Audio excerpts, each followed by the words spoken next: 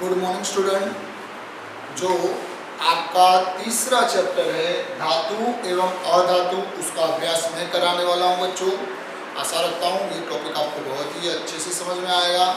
दूसरा, सबसे पहले शुरुआत करते हैं धातु और अधातु किसे कहते हैं। तो बच्चों, आप जैसे जानते हो कई धातु के नाम अपने आस पड़ोस में हमने देखे भी है, अपने रोजिंदा जीवन में उसका उपयोग भी करते हैं। जैसे बच्चों, अपने सबसे पहले जो अपनी हिंदू संस्कृति के आधार से अपने हर रोज सूर्य को अपने जल चढ़ा, और वो जो जल चढ़ाने के लिए जिसका हम इस्तेमाल करते हैं वह जो पात्र होता है वो किसका बना होता है? कॉपर धातु, तांबे का बना होता है। किसका बना होता है? तांबे का बना होता है। और तांबा भी एक प्रकार की बच्चों क्या है? धातु होती है। जो हमारी माता रसोई घर के अंदर जो रसोई करती है उसमें ज़्यादातर जैसे अपने जो साधन होते हैं वह एल्यूमिनियम धातु के बने होते हैं। तो वह भी एल्यूमिनियम एक क्या है? धातु है। हमारे आसपास हमारे घर की बहुत सी चीज़ों में लोहा इस्तेमाल होता है। लोहा भी क्या है? धातु है। यह सारी क्या है? धातु है। जैसे कि मैग्नीशियम, एल्यूमिनियम जो अभी हमने बताया, यह सारी धातु। सोना जो हम पहनते हैं वह भी एक प्रकार की धातु है। चांदी भी हम पहनते हैं वह भी एक प्रकार की धातु। अभी आपको इन सभी के नाम भी पता होने चाहिए, इन सभी के रासायनिक सिंबल भी आपको पता होने चाहिए। जैसे कि शुरुआत जैसे मैंने तांबे से की थी, कॉपर जिसे कहा जाता, कॉपर का जो सिंबल होगा बच्चों वो होगा Cu। कॉपर का जो सिंबल होगा वह क्या होगा? Cu। उसके बाद फिर मैंने आपको रसोई घर के अंदर ले गया।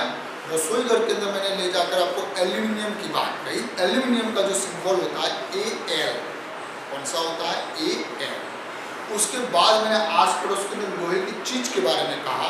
तो जो लोहा होता है उसे हम आयरन कहते हैं बच्चों। क्या कहते हैं? आयरन। आयरन का सिंबल होता है बच्चों Fe। क्या होता है? Fe। उसके बाद फिर जैसे दूसरे भी है मैग्नीशियम, मैंने आपको बताया। मैग्नीशियम का सिंबल होता है Mg। यहाँ तक तो ठीक था, कई बार सुना हुआ था, लेकिन जो हम पहनते हैं गोल्ड, सोना जिसे हम गोल्ड कहते हैं, गोल्ड का बच्चों सिंबल होता है Au। Au सिंबल होता है। और जो चांदी जो हम पहनते हैं उसका जो नाम होता है चांदी का, कहा जाएगा सिल्वर। क्या कहा जाएगा? सिल्वर। और उसका जो सिंबल होता है Ag। यह सारी चीजें हमने धातु की कही थी। अब सर हमने तो नाइट्रोजन भी सुना था, ऑक्सीजन भी सुना था, कार्बन भी सुना था, फ्लोरीन भी सुना था, यह सब क्या है? तो बच्चों यह सारी अधातु। यह सारी क्या है? अधातु। वैसे आप 8वीं कक्षा के अंदर 9वीं कक्षा के अंदर धातु अधातु का जो सिंपल सा ज्ञान है वह लेकर आए, लेकिन फिर भी अपना रिवीजन हो रहा है। यानी कि जो बोरॉन है, कार्बन है, नाइट्रोजन है, ऑक्सीजन है, फ्लोरीन है, यह सारी अधातु। क्या है बच्चों? अधातु। अब बोरॉन को कैसे दर्शाया जाता है? B से दर्शाया जाता है। बोरॉन को कैसे दर्शाया जाता है? B से दर्शाया जाता है। फिर कार्बन जो है उसको C से दर्शाया जाता है। कार्बन को C से दर्शाया जाता है। नाइट्रोजन है उसे N से दर्शाया जाता है। ऑक्सीजन है जिसे O से दर्शाया जाता है। फ्लोरीन है जिसे F से दर्शाया जाता है। इतनी चीजें आपको लास्ट जो अपने जो स्टैंडर्ड थे 8वीं 9वीं के अंदर हम पढ़ के आए। दूसरा बच्चों, आपको 1 से लेकर 20 तक तो सभी तत्व आने ही चाहिए। अगर 1 से 10 आपको याद रखने तो शायद कभी स्कूल के अंदर मैं लेक्चर लेने आऊँगा तो 1 से 10 की मैंने आपको ट्रिक बताई होगी। आ, ए, ली, बी, बो, काना, ओ, फन। इस तरह से इस ट्रिक के आधार से आप 1 से लेकर 10 तक के तत्व भी ध्यान में रख सकते हैं। दूसरी जो मेन और इम्पोर्टेंट बात, 1 से लेकर 20 तक तत्व याद रहने चाहिए, उनका परमाणु क्रमांक याद रहना चाहिए, जिससे कि यौगिक बनाने में भी अपने लिए आसान, यौगिक बनाना भी 9वीं कक्षा में आया। अब ये सारी जो हमने धातु और अधातु की जो बात कही बच्चों, अब उसमें धातु को कैसे अलग करेंगे, अधातु को कैसे अलग करेंगे, किस तरह से पता चलेगा भाई नाइट्रोजन अधातु है, किस तरह से पता चलेगा कि कॉपर जो है वह धातु है, हमें कहाँ पता चलेगा? तो उसके लिए हमारी किताब के अंदर आपको किताब निकालने बच्चों, किताब साथ में रखो, वीडियो देखते देखते किताब साथ में रखो तो थोड़ा अच्छे से समझ में आएगा। जो किताब में जो क्वेश्चन पूछे क्रिया कल्पना के आधार से, उसी तरह से मैं आपको बता रहा हूँ। तो जो अपना जो चैप्टर 3 है वो अपने पेज नंबर 41 पे आया हुआ है, 40 की साइड है, यानी 41 पेज पे आया है। तो आप सबसे पहले वो निकालें, और अगर मान लो जो मैं बोल रहा हूँ आपको समझ में नहीं आ रहा है तो आप वीडियो को रिवर्स करके दोबारा भी देख सकते हो। ये उसकी खासियत है बच्चों। जैसे स्कूल के अंदर अगर मान लो टीचर जब पढ़ा रहा हो अपना किसी चीज़ पे ध्यान ना हो तो वो चीज़ निकल जाती है, जबकि वीडियो में यह बहुत ही अच्छा रहेगा। अगर मान लो किसी चीज़ में आपको समझ ना आई तो वही चीज़ दोबारा देखो तो आपको अच्छे से समझ में आएगा। और अब मैं तो सबसे पहले धातु की बात करता हूँ। मैंने आपको पहले धातु के बारे में बताया, धातु कौन कौन सी है और धातु कौन कौन सी, लेकिन यही धातु है वह हमें कैसे पता चलेगा, और यही अधातु है यह कैसे पता चलेगा, यह देखो। तो किताब के अंदर आपको बहुत सी क्रिया कल्पना दी, किताब के अंदर बच्चों देखोगे तो बहुत सी क्रिया कल्पनाएं दी है। तो उस क्रिया कल्पना के आंसर से ही आपको धातु कौन सी और अधातु कौन सी वह पता चलेगा। तो सबसे पहली क्रिया कल्पना बच्चों आप देखोगे अपनी किताब का पेज नंबर 41, मैं सोच रहा हूँ कि आपने निकाल लिया होगा, ऐसी आशा रख रहा हूँ आपसे। और वह जो 41 पेज नंबर आपने लिखा होगा तो वहाँ पहली क्रिया कल्पना लिखी है, मैं आपको पढ़ के बताता हूँ। जैसे कि आयरन होता है, कॉपर होता है, एल्यूमिनियम होता है, मैग्नीशियम होता है, यह धातु। अब आयरन आपके आसपास में होगी, Fe होगा, लोहा होगा। कॉपर तांबे का बर्तन अभी मैंने कहा वो भी होगा। फिर एल्यूमिनियम का बर्तन भी बच्चों होगा। मैग्नीशियम नहीं होगा तो चलो कोई बात नहीं, 3 तो है अपने पास। अब इन तीनों के प्रत्येक नमूने को आपको क्या करना है, रेगमाल से रगड़ना है। रेगमाल से रगड़ना है।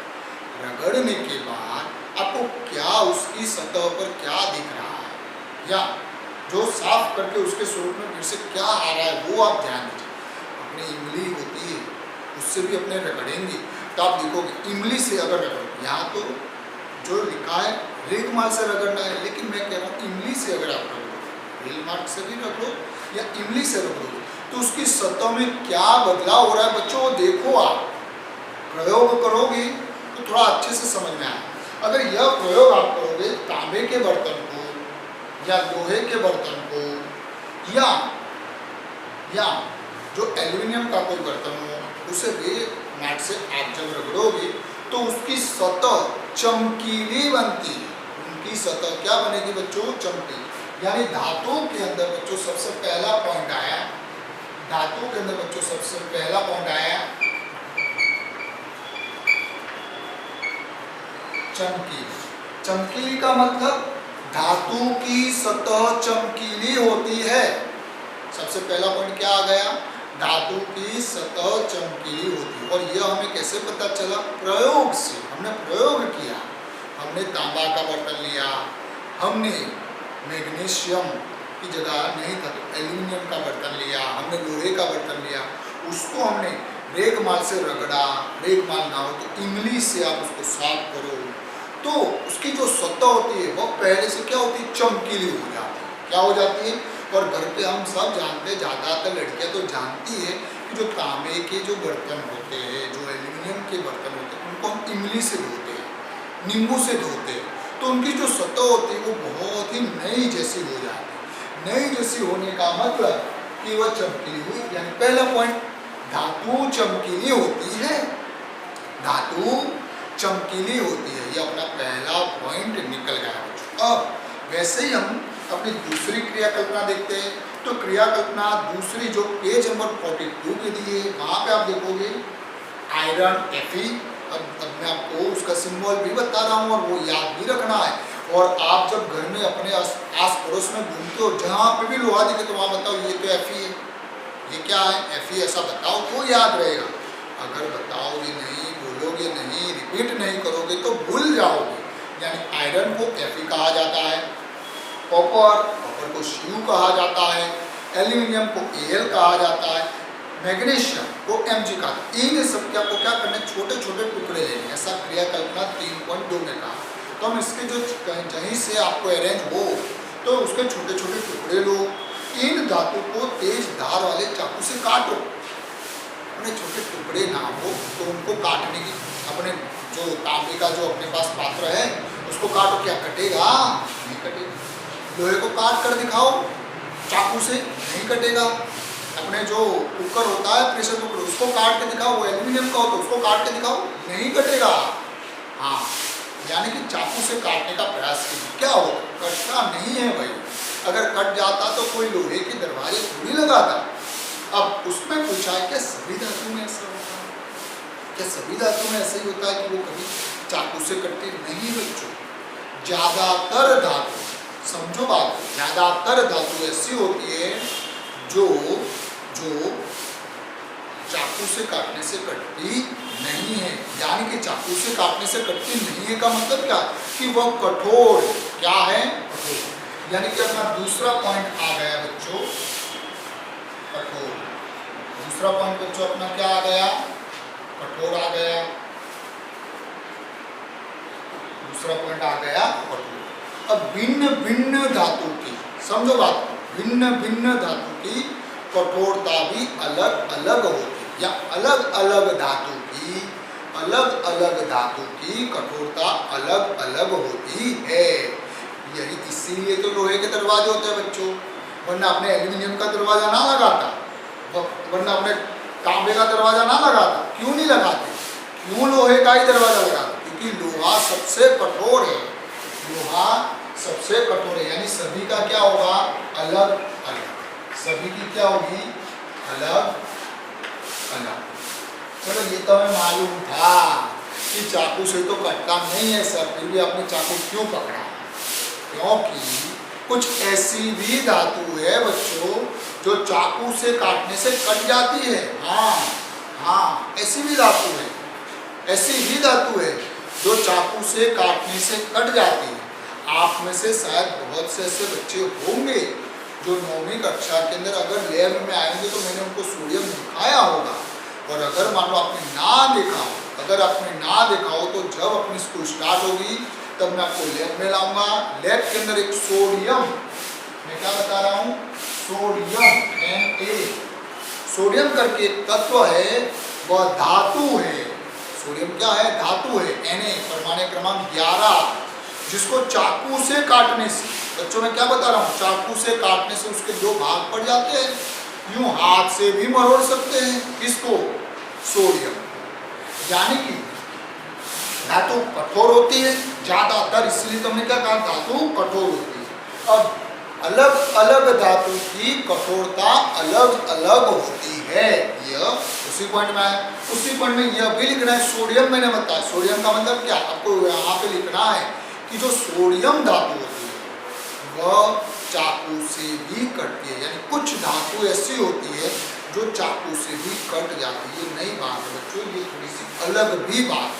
और जब आप स्कूल में आओगे, जब आपकी स्कूल स्टार्ट हो जाएगी, तब आपका जो विज्ञान के जो टीचर है जेपी पटेल सर, उनको बताओगे तो वो लैब में से भी सोडियम लाके भी आपको दिखाओगे, या फिर अगर मैं आपके सामने आऊँगा तो मैं सोडियम लेके आऊँगा और उसको चाकू से अपने काट कर दिखाऊंगा। यानी हमारा क्रियाकल्पना 3.2 से हमें यह पता चला कि धातु कठोर होती है, अलग अलग धातु की कठोरता अलग अलग होती है। लेकिन कुछ ऐसी भी धातु होती है जैसे कि सोडियम जो चाकू से भी कट जाती है। ठीक है, अब आगे दूसरी क्रियाकल्पना देखते हैं 3.3। उसके बाद वाली क्रियाकल्पना देखते हैं 3.3। उसमें लिखा है आपको वही आयरन Fe का टुकड़ा लेना है, जिंक Zn उसका टुकड़ा लेना, शायद वह आपके आसपास में होगा नहीं। लेड भी, उसका भी टुकड़ा आपके आसपास होगा नहीं। तथा कॉपर यानी तांबा, वो तो होगा, उसके टुकड़े किसी एक धातु को लोहे के ब्लॉक पर रखकर 5-6 बार हथौड़ा लगा। यानी भाई अपने पास आयरन तो है, अपने पास तांबा तो है, मान लेते जिंक नहीं है, मान लेते लेड नहीं है, तो इनको क्या करना है? लोहे के एक ब्लॉक पर, ब्लॉक यानी कि बड़ा सा होगा लोहा, उसके ऊपर रखो, उसके ऊपर जोर से हथौड़ा लगाओ, जितना दम है दम लगा के ऐसा करके। तो क्या देखने को मिलता है ये आपको पूछा है। अगर आप तांबे की कोई चीज लोगे या जो जिंक की कोई चीज़ लोगे या लेड की कोई चीज़ लोगे, उसके ऊपर जोर जोर से हथौड़ा लगाओगे तो उसका जो आकार होगा, उसके आकार में बदलाव होगा बच्चों। आकार में क्या होगा? बदलाव होगा। लोहे के भी आकार में बदलाव होता है, लेकिन बहुत कम होता है। अब यह जो बदलाव से हमें पता चल रहा है कि आकार में बदलाव, आकार में परिवर्तन आया। आकार में क्या है? परिवर्तन। यानी उसको खींचकर क्या बना सकते हैं? तार बना सकते, खींचकर तार बना सकते। यानी यह हमें कैसे पता चला? कुछ धातु ली, उसके ऊपर हमने जोर से हथौड़ा लगाया तो उनके आकार में क्या आया? परिवर्तन आया। आकार में क्या आया? परिवर्तन। और उस आकार के परिवर्तन के आधार से आप अगर जितना लंबा खींचोगे उतना लंबा तार बनेगा। यानी वहां से हमें पता चला कि धातु को खींचकर तार बनाया जा सकता है। यह कौन सी क्रिया कल्पना से पता चला? 3.3। अब देखते हैं आगे वाली क्रिया कल्पना। 3.4 के अंदर आपको बता दिया है, उन धातु की सूची बनाइए जिनके तार आप अपने दैनिक जीवन में देखते हैं। जैसे कि आपने लोहे का तार कहीं देखा होगा, लेकिन ज्यादातर बहुत ही पतला तार, लोहे के से भी पतला तार अगर आपने कहीं देखा होगा तो वह होगा गोल्ड। गोल्ड का सिंबल मैं साइड में लिखता हूँ AU, और चांदी जिसका सिंबल है AG। इन दोनों के तार देख लीजिए। जब आप सुनार के पास जाते होंगे बच्चों, बहुत ही पतला तार होता है गोल्ड का, और उससे उसी तरह से पतला तार होता है सिल्वर का। यानी कि एक चीज और बताऊं बच्चों, जो रसप्रद बात है, 1 ग्राम सोना, 1 ग्राम सोना, विज्ञान ऐसा कहता है कि 1 ग्राम सोना है, उसको अपने खींचेंगे कितना लंबा तार बनेगा। तो उसकी जो क्षमता होती है, मैं बता रहा हूं, उसकी जो क्षमता होती है 2 किलोमीटर लंबा, 2 किलोमीटर लंबा तार बन सकता है सोने का। कितना लिया सोना हमने? केवल बच्चों 1 ग्राम, केवल 1 ग्राम सोना लिया, और 1 ग्राम सोने को जो हम खींचेंगे तो कितना लंबा तार बनने की उसकी क्षमता होती है, वह हमें बता रहा है विज्ञान अपना। 2 किलोमीटर लंबा तार बन सकता है, और ये इतना लंबा जो बन सकता है, उसे जो आप क्रिया कल्पना 3.4 में लिखा, उसे तन्यता कहते हैं। क्या कहते हैं? तन्यता। तन्यता का पॉइंट यानी क्या? तो धातु को जो खींचकर जो तार बनाते हैं, इस घटना को हम क्या कहते हैं? उसकी तन्यता कहते हैं। यानी हर एक की तन्यता क्या होगी? भिन्न भिन्न होगी। सबसे ज्यादा देख लो सोने की, उसको 1 ग्राम सोना लोगे, उसे खींचोगे तो 2 किलोमीटर लंबा क्या बन सकता है? तार बन सकता है। यह क्रिया कल्पना 3.4 का आंसर था। जो हमारे आसपास ऐसी कोई धातु है, हमने धातु को खींचकर तार बना सकते। कौन कौन से धातु? तो उसमें चांदी भी आ जाएगा, सोना भी आ जाएगा, लोहा भी आ जाएगा, कॉपर भी आ जाएगा, मैग्नीशियम भी आ जाएगा, जिंक भी आ जाएगा, लेड भी आ जाएगा। यह सारी धातु को खींचकर तार तो बना सकते हैं, धातु के तार बना सकते हैं।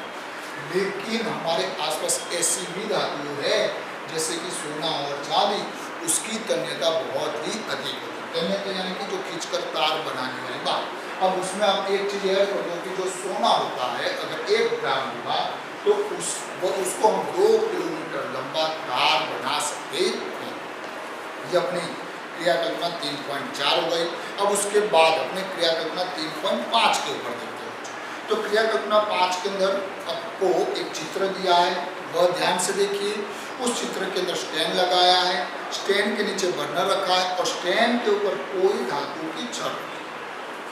आप देख सकते हो जो धातु है वो कौन सी ले सकते हैं? मैग्नीशियम लो, एल्यूमिनियम लो, लोहा लो, कॉपर लो, और उसको क्या करो? गर्म करो। क्या अपने पास ऐसा स्टैंड होगा तभी होगा? क्या अपने पास बर्नर होगा तभी ऐसा होगा? भाई नहीं। अपने घर पे भी तो गैस है भाई, चूल्हा है, तो उसके ऊपर जो अपने पास चम्मच हो, जो बड़ा सा चिमटा हो, उसको रखो, या तांबे के बर्तन को रखो, एल्यूमिनियम के बर्तन को रखो। क्या होता है? जैसे जैसे उसको ऊष्मा मिलेगी, मेरी बात समझिए, जैसे जैसे उसको ऊष्मा मिलेगी वह गर्म होगा। अब आपने ऊष्मा तो कहाँ दी, उसके तलिए पे दी। आपने उसमें ऊष्मा उसको कहाँ दी, उसके तलिए पे दी। लेकिन और आपने उसका पकड़ा क्या है, सिरा पकड़ा हुआ, ऊपर का भाग उसका पकड़ा हुआ। लेकिन फिर भी थोड़ी देर के बाद उसका ऊपर का जो भाग होता है वो आपको गर्म लगने लगता है।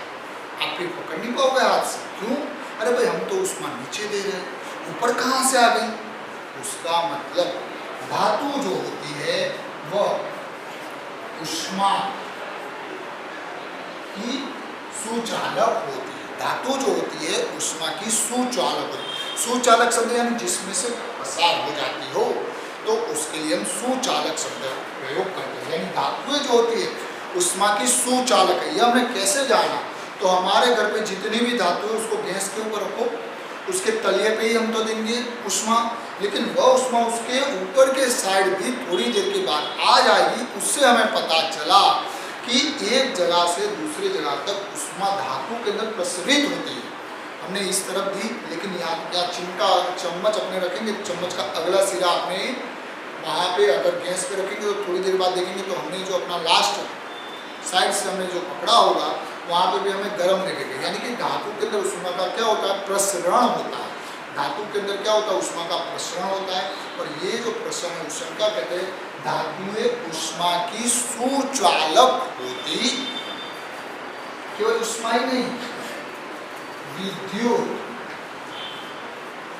विद्युत की भी धातुएं सुचालक होती है। अब विद्युत की कैसे, तो हम देख सकते हैं जो हमारे जो वायरिंग है उसमें ज़्यादातर कॉपर धातु रखी जाती है, एल्यूमिनियम धातु रखी जाती है, और उसमें से विद्युत की धारा बहती है। उसमें से क्या होती, बहती है।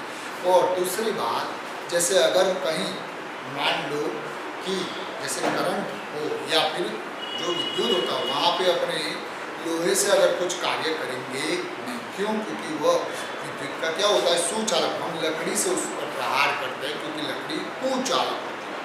यानी कि धातुएं जो होती है अपना जो, उससे हमें पता चला ऊष्मा और विद्युत की सुचालक होती है। यह हमें पता चला 3.5 से। अब यह जो धातु है ऊष्मा तो सुचालक है, अब विद्युत की कुचालक है, उसके लिए एक और प्रयोग आपको दिया है 3.6 का। 3.6 का यह प्रयोग घर पे भी बच्चों हम कर सकते हैं। आप बड़ा सा सेल लाइए, सेल के ऊपर जो अभी बल्ब होते हैं उसके दो टर्मिनल को जोड़ लीजिए, और दोनों को जोड़ने के बाद अब जोड़ोगे तो जो अपना बल्ब होता है वह क्या हो जाता है, स्टार्ट हो जाता है।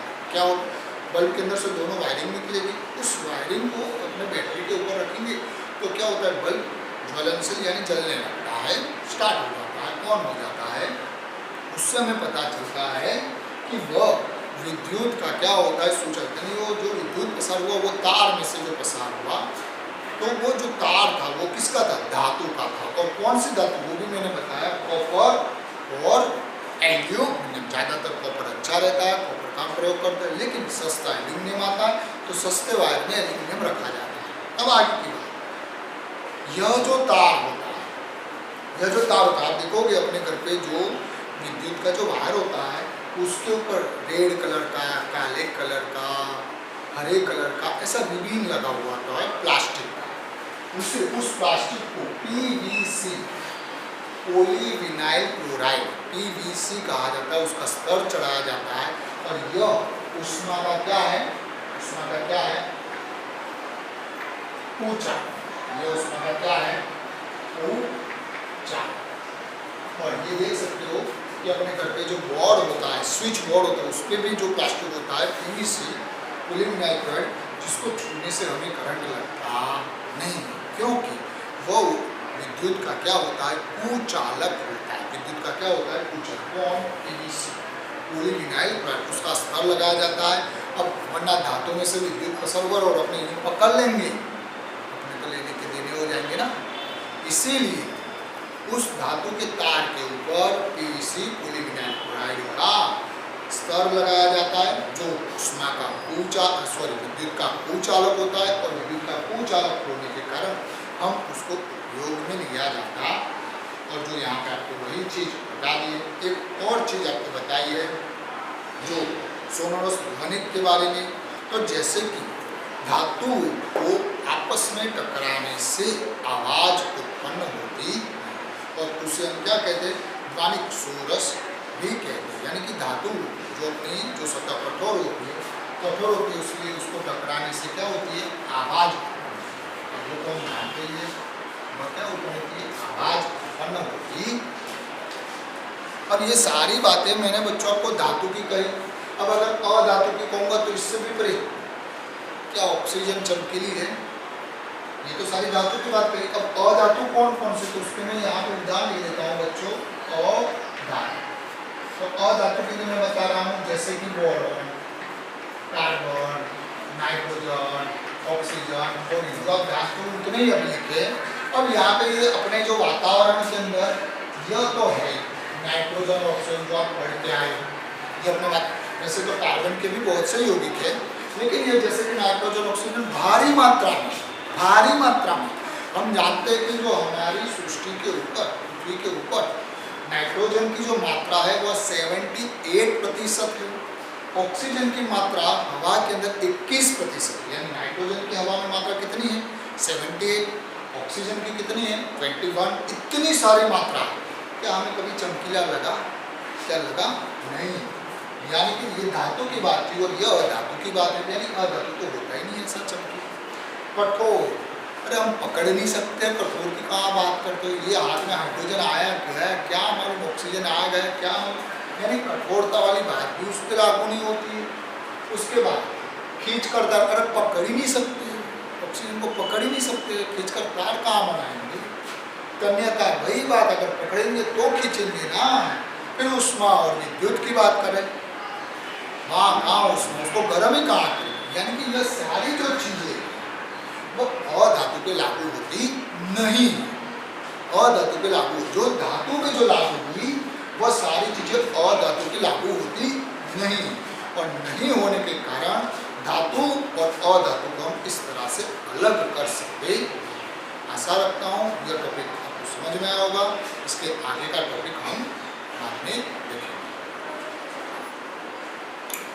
बच्चों जो अपना जो आगे का टॉपिक है वह हम देखते हैं। जैसे कि टॉपिक बता दिया है धातु की प्राप्ति, यानी अभी हमने धातु के बारे में बहुत बताया, तो वह जो धातु है वो हम कैसे प्राप्त कर सकते हैं। उसके लिए बोर्ड में मैंने 3 शब्द लिखे और जो ये जो सारी चीज़ें हैं बच्चों आपको पेज नंबर किताब के अंदर आपको 56 पे दिया। अब बीच के जो बहुत से 55 पे दिया है, ये सारी चीज़ें 55 पे दिया है। जो बीच के जो बहुत से टॉपिक जैसे 3.2 पूरा टॉपिक, 3.3 पूरा टॉपिक मैंने बताया ही नहीं है, यानी छोड़ नहीं दिया है बच्चों। वह बोर्ड वालों ने वह टॉपिक निकाल दिए, एग्जाम में से पूछने के लिए वह टॉपिक निकाल दिए, इसलिए वो मैंने बताया नहीं। डायरेक्ट मैं 3.4 का आया धातु की प्राप्ति, जो पेज नंबर 55 पे लिखा है। आपको पेज नंबर 55 पे लिखा है धातु की प्राप्ति, जो बोर्ड में है उससे आगे के पॉइंट नहीं थे इसलिए मैंने छोड़ दिए। अब धातु की प्राप्ति देखते हैं बच्चों, उसमें मैंने 3 शब्द लिखे, लवण, खनिज और अयस्क। ये 3 शब्द से हम समझते हैं। पहले तो लवण, लवण किस तरह से प्राप्त होगा, तो जो समुद्री जल होता है बच्चों हमारी सतह पर, जो पृथ्वी की जो सतह होती है उसके ऊपर समुद्र भी अपनी सतह का एक हिस्सा ही है बच्चों। उस समुद्र जल के अंदर से, उस समुद्र जल में से हम नमक बनाते हैं, वो बच्चों आप जानते हो। समुद्री जल में से हम बच्चों क्या बनाते हैं, नमक। वह पूरी मेथड आप जानते हो बच्चों। और नमक का जो सूत्र होता है बच्चों NaCl, तो वो जो जल होता है नमक का जल भी हम कहते हैं, उसे हम क्या कहते हैं, लवण कहते हैं। यानी हम धातु को कैसे प्राप्त कर सकते हैं, लवण से प्राप्त कर सकते हैं। कहाँ से बच्चों प्राप्त कर सकते हैं, लवण से प्राप्त। यानी समुद्री जल में जो यौगिक होता है धातु का, जैसे कि सोडियम क्लोराइड होगा, तो उसे लवण कहा जाता। क्या कहा जाता है, लवण कहा जाता है। खनिज की बात करते हैं तो अपने पृथ्वी की सतह पर बहुत से ऐसे यौगिक होते हैं जो जिनके अंदर धातु की मात्रा पाई जाती है, धातु जुड़े हुए होते हैं, उनको हम क्या कहते हैं बच्चों, खनिज कहते हैं। क्या कहते हैं, खनिज। शब्द समझिएगा। जो समुद्री जल में से जैसे कि सोडियम क्लोराइड प्राप्त किया जाता है उसे हम लवण कहते हैं। समुद्री जल में से जो सोडियम क्लोराइड जो प्राप्त किया जाता है उसे हम लवण कहते हैं। अब सोडियम क्लोराइड में से भी सोडियम को अलग करना धातु को, वो अलग सी बात है, लेकिन उस लवण में से सोडियम को अलग करना अलग बात। पहले लवण तो प्राप्त हो, तो लवण कहाँ से प्राप्त होगा? समुद्री जल में से प्राप्त। लवण कहाँ से प्राप्त होगा? समुद्री जल में से प्राप्त होगा। और जब लवण आपको प्राप्त हो जाएगा तो उस लवण में से भी धातु को अलग करने की दूसरी भी रीत है, लेकिन पहले उसके लिए हम लवण प्राप्त करेंगे। और लवण हमें कहाँ से मिलेगा? समुद्री जल में से, जो आप जानते हो नमक का पानी, उसे हम लवण कहते हैं। अब खनिज, पृथ्वी की जो सतह होती है, जैसे कि राजस्थान, ऐसे बहुत से जो प्रदेश है जहाँ पे बड़े बड़े हिल आप देख रहे हो, बड़े बड़े पहाड़ देख रहे हो, उनमें आपको मार्बल के भी पहाड़ ऐसा आपको पता होगा बच्चों, जैसे कि कैल्शियम कार्बोनेट। उसका एक यौगिक का जो एग्जाम्पल के तौर पे बता रहा हूँ, कैल्शियम कार्बोनेट, जिसे चूने का पत्थर कहा जाता है, चूने का पत्थर कहा जाता है। अब इस चूने का पत्थर में से हम कैल्शियम धातु को अलग कर सकते हैं, यानी कि यह जो खनिज के तौर पर, खनिज यानी कि वह जो धातु का यौगिक, उसमें से हम धातु को अलग कर सकते हैं। लेकिन खनिज किसे कहते हैं? तो जिसमें जो धातु का यौगिक बना हो उसे हम क्या कहते हैं? खनिज कहते हैं। तो अयस्क किसे कहते हैं? अब ध्यान में रखने वाली बात है, खनिज और अयस्क में छोटा सा अंतर है लेकिन बड़ा है। अयस्क किसे कहते हैं? खनिज के अंदर, खनिज के अंदर धातु की अधिक मात्रा हो, खनिज के अंदर धातु की अधिक मात्रा हो तो उसे अयस्क कहा जाता है। खनिज किसे कहा जाता है? धातु का यौगिक हो उसे खनिज कहा जाता है, धातु का यौगिक हो उसे खनिज कहा जाता है। और खनिज के अंदर धातु की अधिक मात्रा प्राप्त हो तो उस धातु का उसे अयस्क कहा जाता है। उस धातु का उसको क्या कहा जाता है? अयस्क कहा जाता। अब आगे मैंने बहुत से तत्व लिखे, उन तत्वों के बारे में भी लिखा है, जैसे कि एक क्रम लिखा है।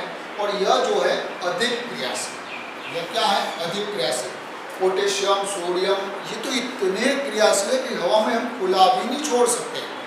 अगर पोटेशियम और सोडियम को हवा में खुला रख दिया तो वो अपने आप जल जाते हैं बच्चों, ऑक्सीजन के साथ, हवा में उपस्थित ऑक्सीजन के साथ अभिक्रिया करके वह जल जाते, उतने अधिक क्रियाशील है। और यह उनको अगर प्राप्त करना हो, potassium, sodium, calcium, magnesium, aluminium, इन सभी तत्वों को अगर आपको प्राप्त करना हो तो आप क्या करोगे? विद्युत अपघटन। क्या करोगे बच्चों? विद्युत अपघटन। जैसे यहाँ पे मैंने कहा था लवण के तौर पे क्या है? NaCl, यानी कि जब NaCl लवण का आप विद्युत अपघटन जब करोगे तब वहां से आप सोडियम धातु प्राप्त कर सकते हो। यानी विद्युत अपघटन लिखा, उसका मतलब क्या है? ये जो इतनी जो धातु है उसको अगर प्राप्त करना हो तो उसके लिए हमें विद्युत अपघटन करना पड़ेगा। क्या करना पड़ेगा?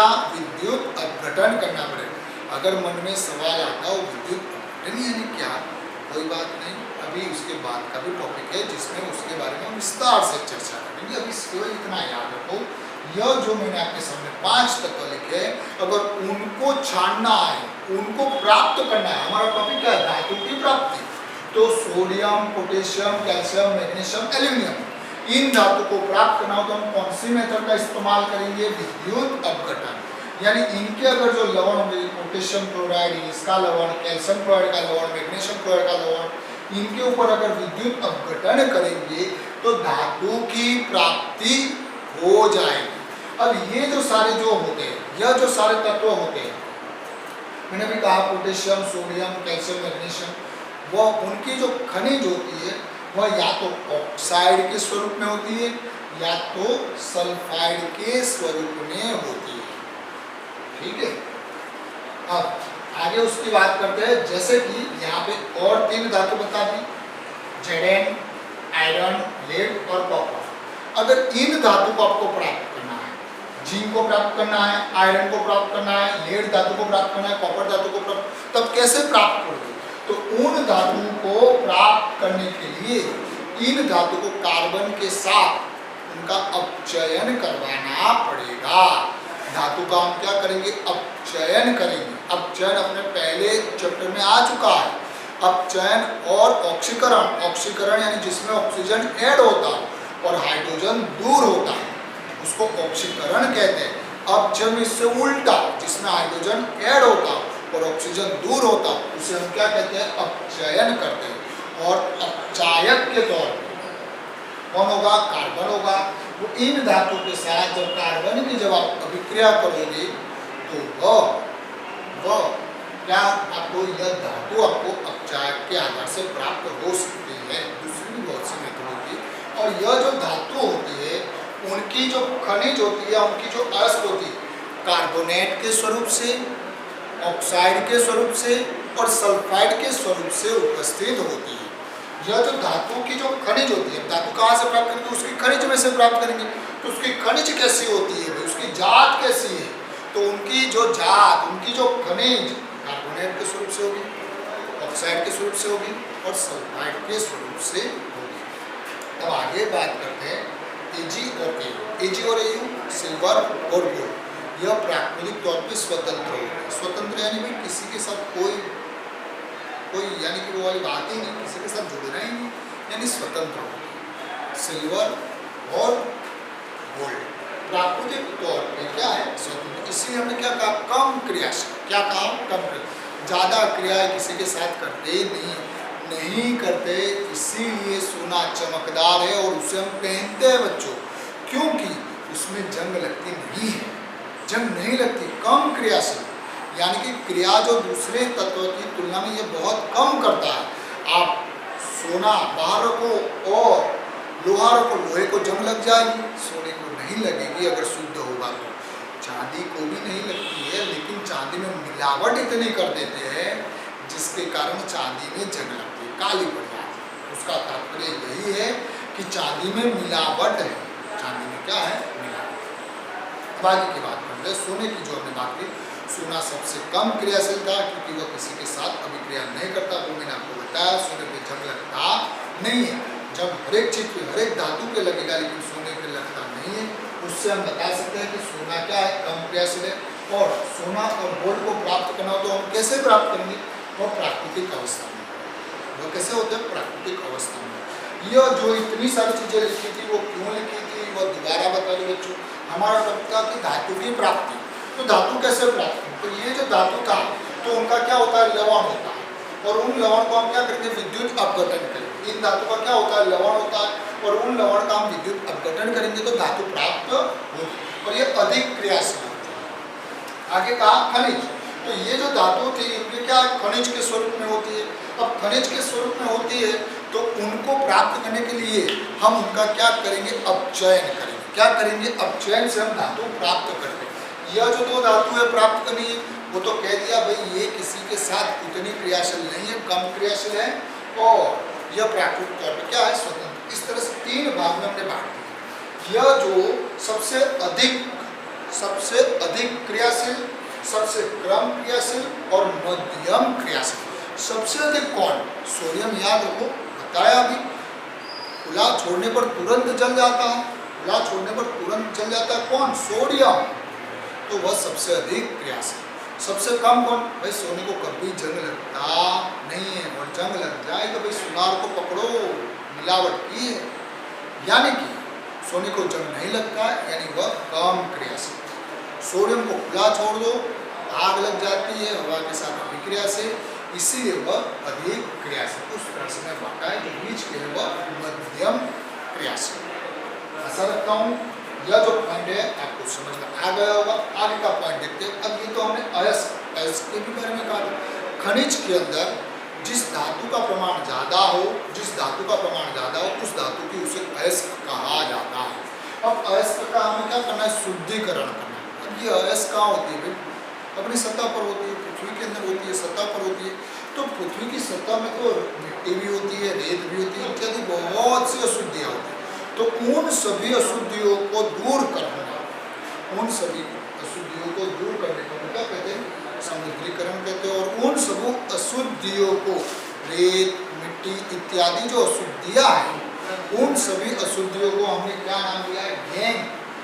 क्या नाम दिया है? गैंग। वैसे अपने में भी बहुत से ऐसी अशुद्धियाँ हैं, वो भी अपने आप को गैंग ही कहते हैं। वो भी अपने आप को गेंग ही कहते हैं, यानी जो अशुद्धियाँ होती है उसे ही गेंग कहा जाता है। यह विज्ञान भी मानता है। आप देख सकते हो किताब में लिखा है, मिट्टी, रेत ऐसी जो इत्यादि होती है उसे हम गेंग कहते हैं।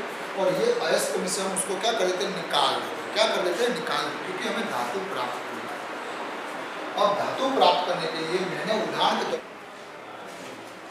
बच्चों जो हमारा जो क्वेश्चन है बोर्ड में इस तरह से पूछा जा सकता है, मर्क्यूरी और कॉपर का निष्कर्षण लिखिए। मर्क्यूरी यानी कि Hg, जब हम अस्पताल में हमें बुखार आता है तब हम जब डॉक्टर के पास जाते हैं तो वो जो हमारे मुंह में थर्मोमीटर रखता है, उस थर्मोमीटर में जो होता है पारा, जो अपने रेगुलर लैंग्वेज में कहा जाता है, लेकिन उसे अपने रासायनिक भाषा में उसे मर्क्यूरी Hg कहा जाता है। कॉपर तो आप बच्चों जानते हो, हमारा जो दिन की शुरुआत सूर्य नमस्कार अपने सूर्य भगवान को जल चढ़ाते हैं तांबे के बर्तन में, वही कॉपर। और इसका हमें निष्कर्षण करना है। निष्कर्षण यानी कि यह जो धातु को अलग करना है। तो यहाँ पे हम देख सकते हैं कॉपर वाली जो धातु होती है वह या तो कार्बोनेट के स्वरूप से होगी, या तो उनके ऑक्साइड के स्वरूप से होगी, या तो उनके सल्फाइड के स्वरूप से ऐसी कही। तो यहाँ पे वैसे ही बात मर्क्यूरी में होगी, तो मर्क्यूरी की जो खनिज होगी वह सल्फाइड के स्वरूप में होगी। मर्क्यूरी की जो खनिज होगी वह सल्फाइड के स्वरूप में होगी। तो यह मर्क्यूरी सल्फाइड लिखा। अब ये जो मर्क्यूरी सल्फाइड की हवा की उपस्थिति में, हवा की उपस्थिति, हवा यानी कि ऑक्सीजन बच्चों, हवा में अधिकतर मात्रा में जो ऑक्सीजन है, इसलिए हवा की उपस्थिति में, अधिक हवा की उपस्थिति में हम क्या करेंगे, गर्म करेंगे। जब उसकी रासायनिक अभिक्रिया होगी तो बच्चों याद रखना, देखो मैंने किस तरह से अभिक्रिया लिखी। मर्क्यूरी की अयस्क यानी कि मर्क्यूरी सल्फाइड की हवा की उपस्थिति में जब अभिक्रिया करते हैं तो सल्फर डाइऑक्साइड, मैं क्या बता रहा हूँ बच्चों, सल्फर डाइऑक्साइड और मर्क्यूरी ऑक्साइड प्राप्त होता है। ये हिंदी में आपको याद रखना है और उसके सूत्र बना देंगे जो आपको आते होंगे नोमी में सिखाया है। मर्क्यूरी सल्फाइड की हवा की उपस्थिति में अभिक्रिया करने पर सल्फर डाइऑक्साइड और मर्क्यूरी ऑक्साइड प्राप्त होता है। ये तो अभिक्रिया लिखी, उसको संतुलित करना है। संतुलित करने के लिए यहाँ पे आप नंबर याद रखिए 23, 2 और 3, ऐसा याद रखिए 2 और 3, 23। अगर यहाँ पे मर्क्यूरी 2 है तो यहाँ पे भी कितने आएंगे बच्चों, 2 आ जाएंगे। कितने आ जाएंगे, 2। अब हम बात करते हैं सल्फर की। सल्फर यहाँ बच्चों कितने हैं, 2 है, तो यहाँ पे भी कितने आ जाएंगे, 2। अब देख लेते हैं ऑक्सीजन कंप्लीट है, यहाँ पे ऑक्सीजन कितने हो गए, 6, तो यह 2 और यह 2, यह 4, 4 और 2 6, यानी अभिक्रिया क्या हो गई, कंप्लीट हो गई। अब यह जो मर्क्यूरी ऑक्साइड जो हमें प्राप्त हुआ, ये जो हमें मर्क्यूरी ऑक्साइड प्राप्त हुआ उसको हम तापन यानी गर्म करेंगे। क्या करेंगे, गर्म करेंगे। क्या करेंगे, गर्म करेंगे, तब मर्क्यूरी प्राप्त हो जाएगा और ऑक्सीजन गैस क्या हो जाएगी, अलग हो जाएगी। और यह लिक्विड अवस्था में होगा और यह गैसीय अवस्था में, यानी इस तरह से हमें मर्क्यूरी प्राप्त होता है। हमने मर्क्यूरी की खनिज ली, उसको हवा की उपस्थिति में गर्म किया तो उसका मर्क्यूरी ऑक्साइड बना और सल्फर डाइऑक्साइड, यह गैसीय अवस्था थी, यानी ये क्या हो जाएगी, अलग, यह सॉलिड अवस्था।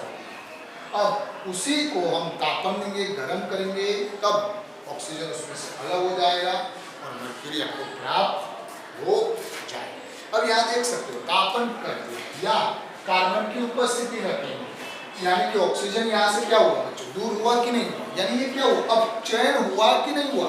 मैंने अभी कार्बन लिखा नहीं, किताब में भी नहीं लिखा, लेकिन यहाँ रिएक्शन में देख सकते हो, यहाँ ऑक्साइड जुड़ा हुआ है और यहाँ ऑक्साइड दूर हुआ है, यानी कि ऑक्सीजन दूर हुआ, तो ये क्या हुआ, अब चयन हुआ, कंप्लीट। अब हम वैसे ही बात करते हैं कॉपर। तो कॉपर की अयस्क जो लेंगे बच्चों, कॉपर वाली जो अयस्क होगी वो भी कौन सी होगी, सल्फाइड वाली, तो उसका जो नाम होगा बच्चों क्यूप्रस सल्फाइड। Cuprous sulphide. यहाँ पे Cu का ऑक्सीडेशन एक्ट +1 है और सल्फर का ऑक्सीडेशन एक्ट 2- है। जिग्नेश सर ने इसके बारे में आपको समझाया होगा, यौगिक कैसे बनाया जाता है वह भी आपको 9वीं कक्षा में बताया होगा। इस तरह से आशा रखता हूँ यह डायरेक्ट संयोजन आपको आता होगा, क्यूप्रस सल्फाइड। अब वैसे ही यह जो क्यूप्रस सल्फाइड है उसको भी हम हवा की उपस्थिति में क्या करेंगे बच्चों, गर्म करेंगे। क्या करेंगे, गर्म करेंगे। क्यूप्रस सल्फाइड को हवा की उपस्थिति में जब गर्म करेंगे तो क्या बनेगा, वही S और O2 से उससे क्या बन जाएगा, सल्फर डाइऑक्साइड बनेगा। सल्फर डाइऑक्साइड, सल्फर डाइऑक्साइड बनेगा। और ये कॉपर और ऑक्सीजन जुड़कर क्यूप्रस कॉपर ऑक्साइड बनेगा। क्या बन जाएगा, कॉपर ऑक्साइड। अब अभिक्रिया के अंदर यहाँ पे 2 और यहाँ पे भी 3 रख रहा हूँ बच्चों। अब देख सकते हो कॉपर कितने थे बच्चों, 4। सल्फर कितने हैं बच्चों, 2। तो ये मैंने कितने लिख दिए, 2। और ऑक्सीजन कितने हैं बच्चों, 6। ऑक्सीजन कितने हैं बच्चों, 6। 6 में से यहाँ पे कितने आ गए, 4। तो यहाँ पे कितने आने चाहिए, 2 आने चाहिए। तो ये क्यूप्रस ऑक्साइड क्या बन जाएगा, क्यूप्रस ऑक्साइड। तो 4 आ गए। अब देख सकते हो कॉपर भी कंप्लीट हो गया। यानी क्यूप्रस सल्फाइड की हवा के साथ अभिक्रिया करने पर क्यूप्रस ऑक्साइड और सल्फर डाइऑक्साइड प्राप्त होता है। और यह जो क्यूप्रस ऑक्साइड था उसकी दोबारा अभिक्रिया इसी के साथ क्यूप्रस सल्फाइड के साथ करूंगा। यानी कि यह अभिक्रिया की तो हमें, यह तो गैस था वो तो उड़ जाएगा। हमें क्या प्राप्त हुआ, 2 मोल क्यूप्रस ऑक्साइड। और ये जो 2 मोल क्यूप्रस ऑक्साइड जो हमारी प्राप्त हुआ उसको दोबारा खनिज क्यूप्रस ऑक्साइड के साथ, दोबारा यही वाली खनिज के साथ दोबारा मैं क्या करूंगा बच्चों, अभिक्रिया करूंगा। और जब मैं अभिक्रिया करूंगा तो बच्चों देख सकते हो ये S और ये ऑक्सीजन से क्या बन जाएगा, SO2 क्या बनेगा, सल्फर डाइऑक्साइड। आप किताब में कोई भी रिएक्शन उठा लीजिए, जैसे यहाँ S होगा यहाँ O होगा तो SO2 ही बनेगा। तो सल्फर डाइऑक्साइड बन गया। अब बचा कौन, कॉपर। तो कॉपर आपको प्राप्त है कितने मोल, 6 मोल। कैसे, यहाँ पे कितने थे, 4 और 2 6। इस तरह से कॉपर आपको प्राप्त हो जाता है। यानी कि मैंने आपको बताया कि यह इसका भी क्या होगा, इसका भी क्या होगा, अपचयन हुआ। देखो ऑक्सीजन जुड़ा हुआ था, अब है क्या, नहीं, अब नहीं ऑक्सीजन, यानी इसका भी क्या हुआ, अपचयन। यानी इस तरह से धातु प्राप्त होती है। कॉपर सल्फाइड, क्यूप्रस सल्फाइड लिया, क्यूप्रस सल्फाइड की हवा के साथ अभिक्रिया करेंगे तो कॉपर और क्यूप्रस ऑक्साइड बनेगा, सल्फर डाइऑक्साइड दूर हो जाएगा। और यही क्यूप्रस ऑक्साइड की दोबारा क्यूप्रस सल्फाइड के साथ अभिक्रिया करने पर कॉपर प्राप्त। अगर आप भूल जाते हो तो ये मोल की संख्या क्या है आपको याद, अगर संतुलित करना आपको ना हो तो ये मोल की संख्या अभिकारक की याद रखो, उत्पाद अपने आप सेट करो।